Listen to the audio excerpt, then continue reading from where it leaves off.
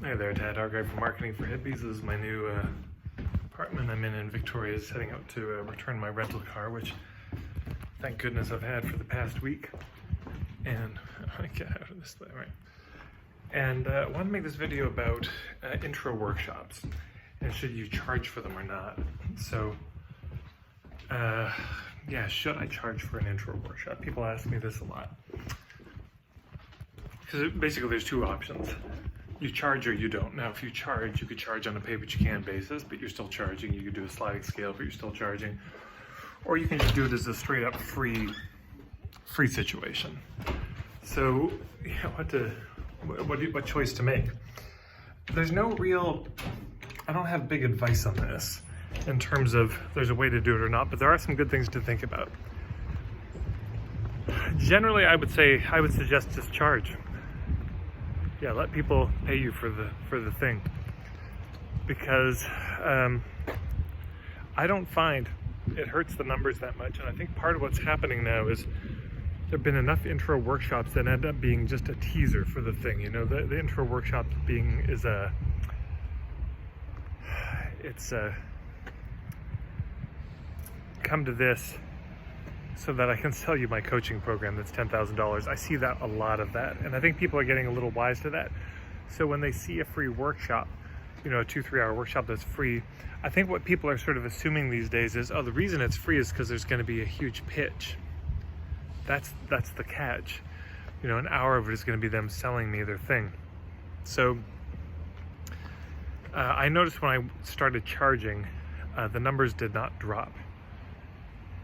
There's also the advantage that people who pay for an intro workshop, they've got some skin in the game. You know, they're the kind of people who are okay to pay for something, which is what you want.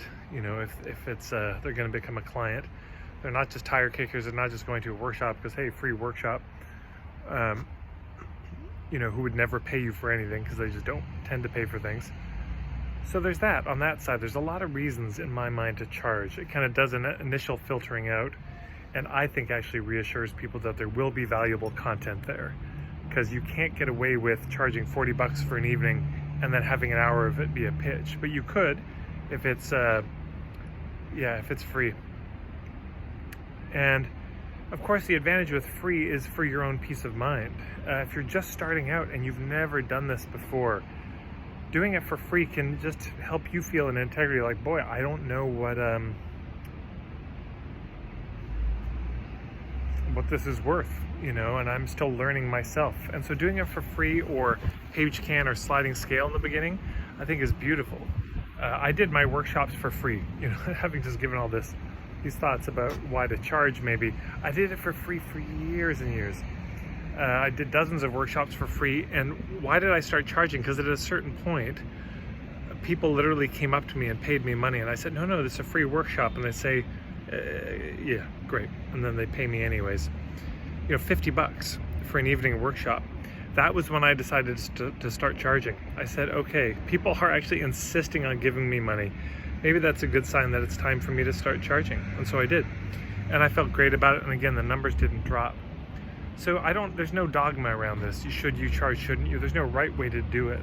But that's my story. That's been my experience of it. I did it for free for a long time. People started paying. And then I decided to start charging. And in the beginning, I charged, it was a sliding scale, $1 to $40. Then I changed it to $40 at the door, but $30 in advance to encourage people to sign up before. And that worked really well. That's probably how I would do it these days if I were to do them. I haven't done a lot of evening intro workshops in the past years, or any, actually, probably in the last 5 years. But the same thing if it was an online, a teleseminar, webinar, should you charge for it?